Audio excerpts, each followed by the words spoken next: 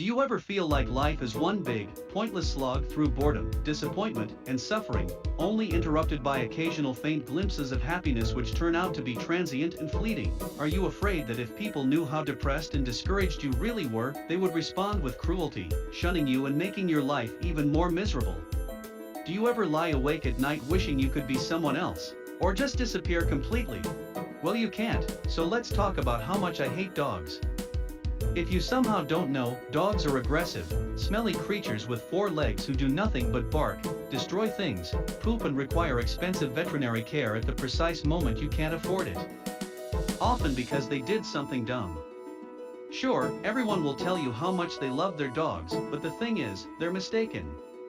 They only think they love their dogs because of social conditioning. At this point, over half of you are probably outraged, clutching your furry little monsters to your chest and declaring with absolute conviction that you love your dog more than anything.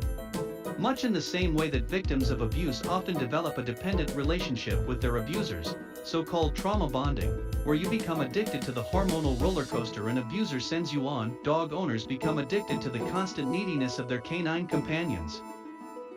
After all, it's easy to distract yourself from the fact you took on crushing debt earning a college degree that you can't even use while the dog is eating your shoes and burying dead birds in your couch.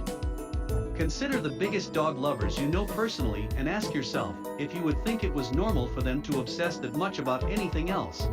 I could deal with the fact that people spend more of their hard-earned money on food and toys for their dogs than they do for their children, because children are also terrible. If they didn't have to bring them out into the world and pretend they're nice and good. I can't tell you how many aggressive, improperly socialized dogs I run into on a daily basis, and it's always the same story. I'm so sorry, I promise he won't bite. He's never like this, I swear. Oh really? Because he's acting like Old Yeller after he got rabies.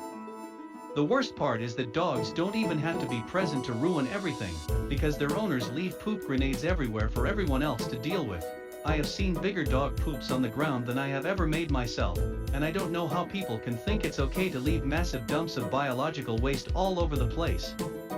People aren't even allowed to urinate in public, much less number two. And don't even get me started on the weirdness that people engage in when their dogs pass away. I love my cats more than the people I know, but you know what? When my cats die, I don't want to have their ashes turned into jewelry that I can wear or a coffee mug that I can drink out of.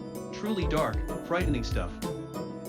I hope I've at least gotten you to consider the idea that other people you meet in your day-to-day life do not necessarily share your dogs or the center of the universe viewpoint and might even, gasp, dislike their company.